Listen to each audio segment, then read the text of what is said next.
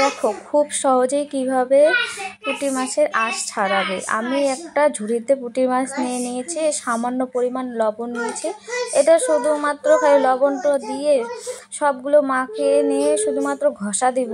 দেখো জোরে জোরে একটু ঘষা দিলে, হালকা হাতে নিয়ে ঘষা দিব, দেখো কত সুন্দর করে আঁশগুলো উঠে যাচ্ছে। দেখো ঝুড়িটাতে কালো হয়ে যাচ্ছে, ময়লা কতগুলো উঠে গেল, দেখলে?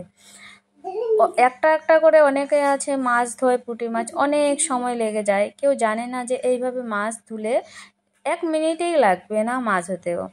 যেহেতু আমার অল্প সময় লেগেছে, কিন্তু যতই মাছ হোক না কেন বেশি সময় লাগবে না। দেখো পেটগুলো আগেই গালিয়ে নেবে না, সম্পূর্ণ মাছ নিয়ে শুধুমাত্র ঘষা দেবে।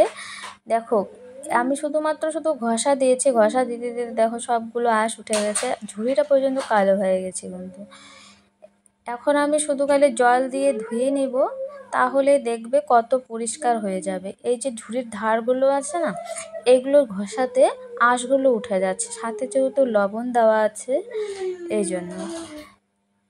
এই দেখো এখন আমি জল দিয়ে ধুয়ে নিই, তোমাদেরকে দেখাই। এই দেখো হাতে তুলে দেখাই তোমাদের কতটা পরিষ্কার হয়েছে। এই দেখো একটা মাছ কিন্তু নষ্ট হবে না। এই দেখো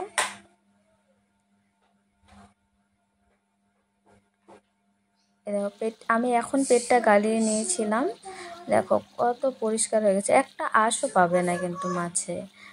আর আমার সময়টাও বেঁচে গেল, তাড়াতাড়ি হয়ে গেল।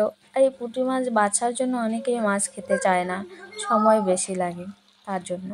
দেখো এই যে এইখানে দেখো একটা তোমাদের দারকিনা মাছ, এত ছোট মাছ, আমি কিন্তু মাছটা গলে যায়।